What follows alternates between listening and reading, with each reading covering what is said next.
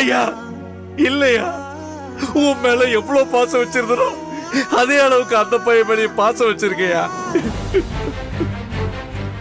உன்னை பத்தி எனக்கு கவலை இல்லையா? நீ நிதானமானவ, நீ சமாளிச்சுக்கோ, உன்னை யாரும் ஏமாத்த முடியாதியா. ஆனா அவன் அப்படி இல்லையா, அவனுக்கு எதுவுமே தெரியாது, எடுப்பார் கைப்பிள்ளையா. அவன்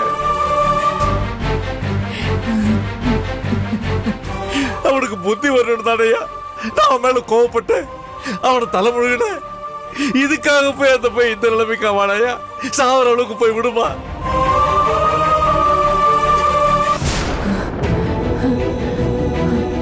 இப்படி ஆவணுமாயா இவனுக்கு? செண்பகம், நம்ம புள்ள நல்லா இருக்கணும் தானே இந்த பாய் பிள்ளை செஞ்ச. நான் கொடுத்த சாபத்தாலதான், என் கோபத்தாலதான் அவனுக்கு இப்படி ஆட்சி நடிச்சுன்னா என்னை கொண்டு போட்டு செண்பகம், இங்கேயே உன் கையால என்ன கொண்டு போட்டுரு, என்ன கொண்டு போட்டுரு. அப்பா மாமா, நான் எதுக்கே உன்னை கொல்லணும்? உன்னை சாகடிச்சிட்டு என்ன தாலி எடுத்துட்டு நிக்க சொல்றியா? வேண்டாம் ஐயா, வேண்டாவே வேண்டாம்.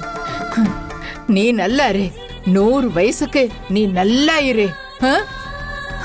ஆனா ஆனா ஒண்ணு சொல்றேன் கேட்டுக்க.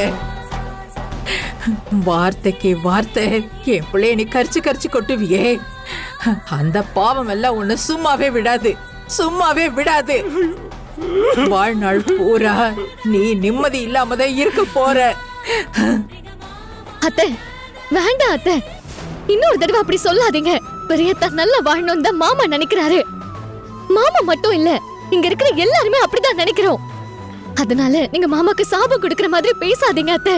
அடியே அண்ணக்காவடி, நீ எப்போ என் வீட்டுக்குள்ள அடி எடுத்து வச்சியோ அப்பவே என் குடும்பம் சின்ன பின்னமாயி போயிடுச்சுடி.